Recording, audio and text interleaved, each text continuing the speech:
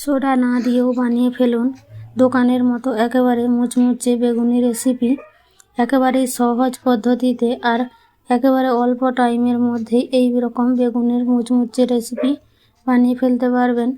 তো পুরো রেসিপিটা একটা লাইক দিয়ে দেখার অনুরোধ রইল। এখানে আমি নিয়ে নিয়েছি বেগুনগুলোকে প্রথমেই একেবারে পাতলা পাতলা করে কেটে নিয়েছি।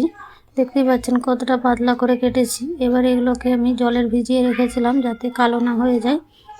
এবার জল থেকে ছেঁকে একটা প্লেটে আমি তুলে নেব। এদিকে আমি একটা বাটির মধ্যে নিয়ে নিয়েছি 1 কাপ বেসন। এবার বেসনের মধ্যে দিয়ে দিচ্ছি এখানে আমি 2 চামচ চালের গুঁড়ি। চালের গুঁড়িটা দিলে কিন্তু একেবারে মুচমুচে ক্রিস্পি হবে সোডা না দিয়েও।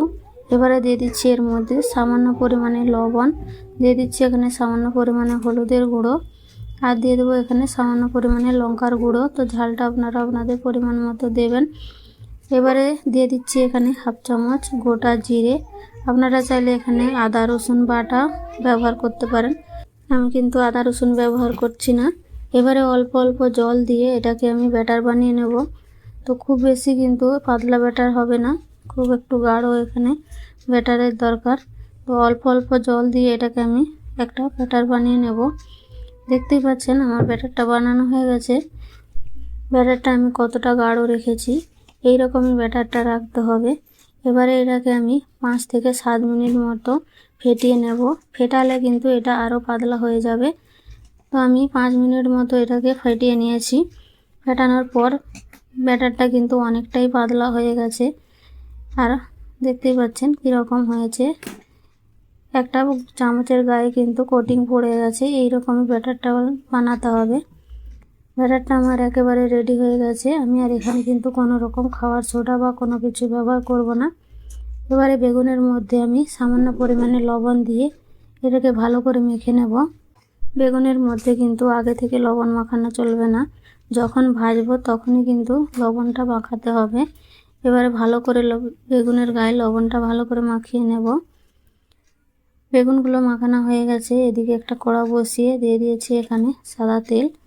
তেলটা হাই ফ্লেমে ভালো করে গরম করে নিয়েছি। গরম করে গ্যাসের ফ্লেম এখানে মিডিয়াম করে নিয়েছি। তেলটা কিন্তু অবশ্যই ভালো করে গরম করে নিতে হবে, তা না হলে কিন্তু বেগুনগুলো ফুলবে না।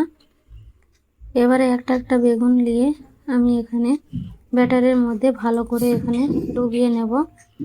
এবারে উল্টে পাল্টে ভালো করে ডুবিয়ে দিয়ে তারপর একটা একটা আমি গরম তেলের মধ্যে দিয়ে দেব। এখানে আমি অল্প করে তেল দিয়েই ভাজছি। অল্প করে তেল দিয়ে ভাজলেও কিন্তু একেবারে ক্রিস্পি আর একেবারে মুচমুচে হবে। খুব যে বেশি তেল দিয়ে ভাজতে হবে তার কিন্তু কোনো মানে নেই।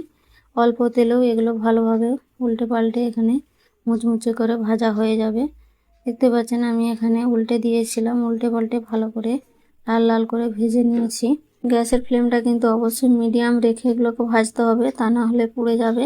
আর বেগুনগুলো কিন্তু না হলে সিদ্ধ হবে না, ভিতরে কাঁচা রয়ে যাবে। তো গ্যাসের ফ্লেম এখানে মিডিয়াম করে এগুলোকে ভেজে নিয়েছি। এইভাবে সবগুলো ভেজে নেব। আমার সবগুলো রেডি হয়ে গেছে। দেখতে পাচ্ছেন কতটা সুন্দর হয়েছে আর মুচমুচে হয়েছে, দেখেই বুঝতে পারছেন। আজকের বেগুনের রেসিপি যদি ভালো লাগে তো একটা লাইক কমেন্ট করে দেবেন, শেয়ার করতে ভুলবেন না। নতুন বন্ধু হয়ে থাকলে চ্যানেলটাকে সাবস্ক্রাইব করে আমার পাশে থাকবেন। শেষ পর্যন্ত দেখার জন্য অসংখ্য অসংখ্য ধন্যবাদ।